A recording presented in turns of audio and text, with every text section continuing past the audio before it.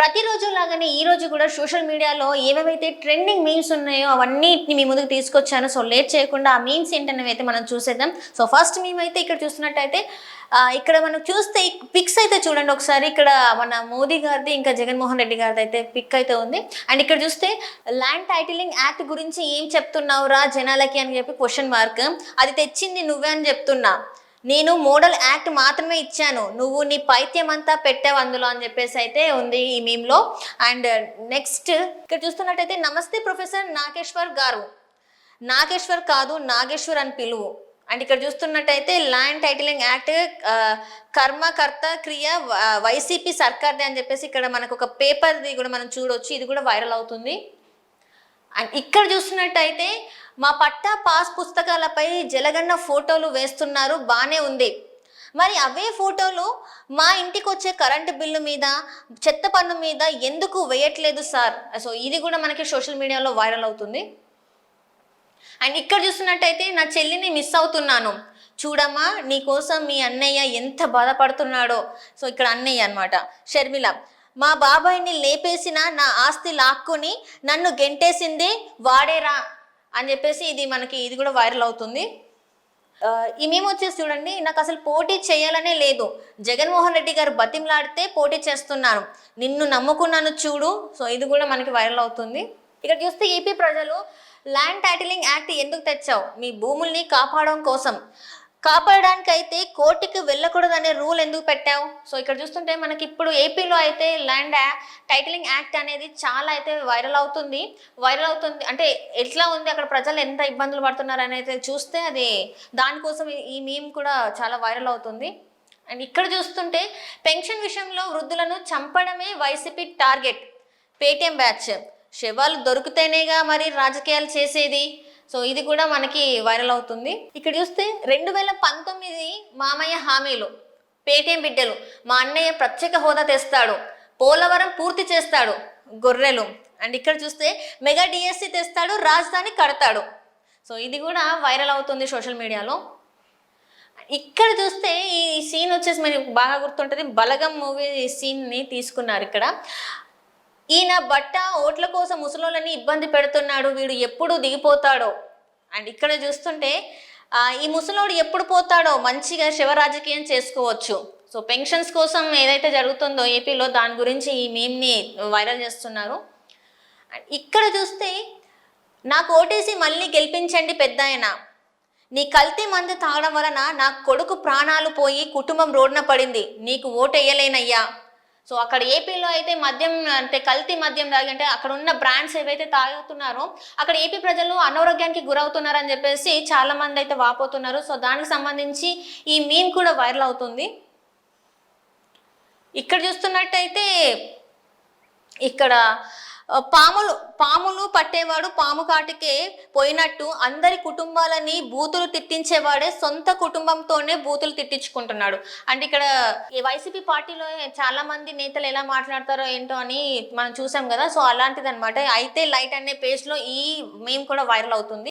So ఇక్కడ ఈ meme చూడండి ఒకసారి, మీరు ఓటుకి 3000 తీసుకోండిరా, నాకు మీ ఆస్తి పత్రాలు ఇవ్వండి చాలు. ఇది కూడా సేమ్ ఏంటంటే ల్యాండ్ టైటిలింగ్ యాక్ట్ గురించి అనమాట. వాళ్ళు ఓటుకైతే ఇంత ఇస్తాము కానీ మీ ఆస్తి పత్రాలు మాకు ఇవ్వండి అని చెప్పేసి వాళ్ళు అంటున్నట్టుగా ఈ మీమ్ కూడా వైరల్ అవుతుంది. ఇక్కడ చూస్తే మన కల్తీ మద్యం వల్ల చాలా మంది చనిపోతున్నారు, అన్నయ్య కల్తీ మందు అమ్ముతున్నాను అని తెలిసి కూడా తాగుతున్నాడు, వాడు చావక ఇంకెలా బతుకుతాడు అని చెప్పేసి అంటున్నారు. ఇక్కడ చూస్తే తుగ్లక్, బేసిక్గా జనాన్ని లేపేసే వాళ్ళు 3 రకాలు. మొదటి రకం కత్తులతో లేపేస్తారు, రెండవ రకం బాంబులతో లేపేస్తారు, నేను 3వ రకం రా, బాత్రూంలో గొడ్డలతో లేపేసి గుండెపోటు అని చెప్తాను. సో ఇది మీరు దేనికోసం ఈ మీమ్ని క్రియేట్ చేశారో మీకు అర్థమై ఉంటుంది.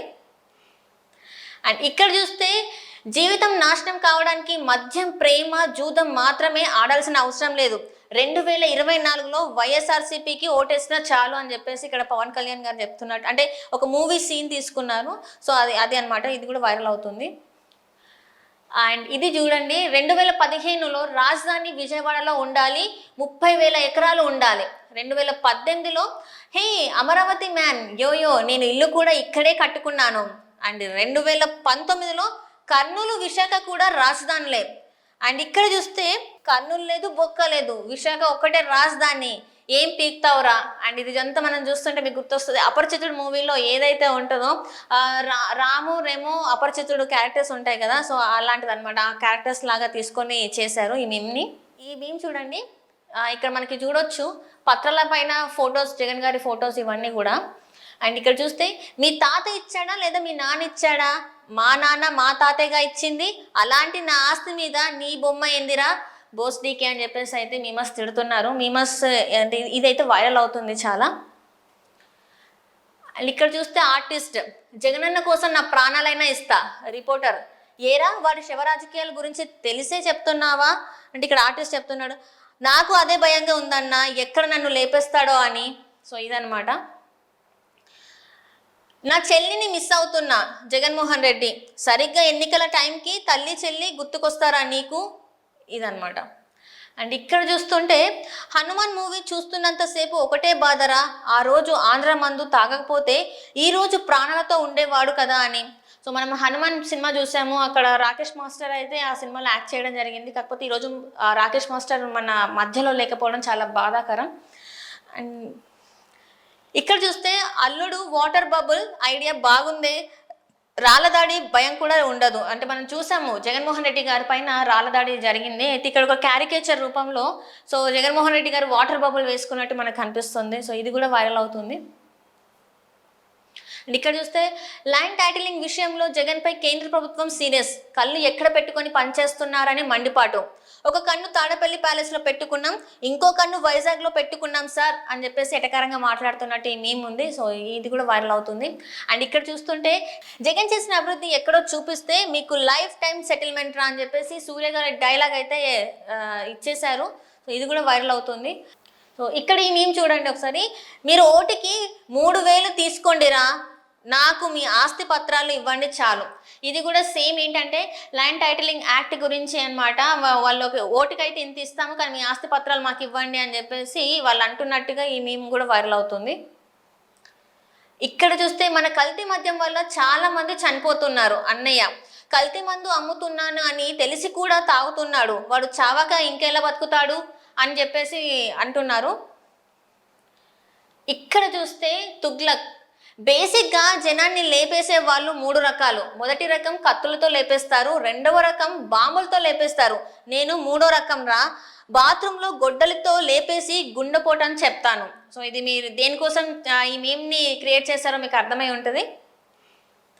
అండ్ ఇక్కడ చూస్తే జీవితం నాశనం కావడానికి మద్యం, ప్రేమ, జూదం మాత్రమే ఆడాల్సిన అవసరం లేదు 2024లో.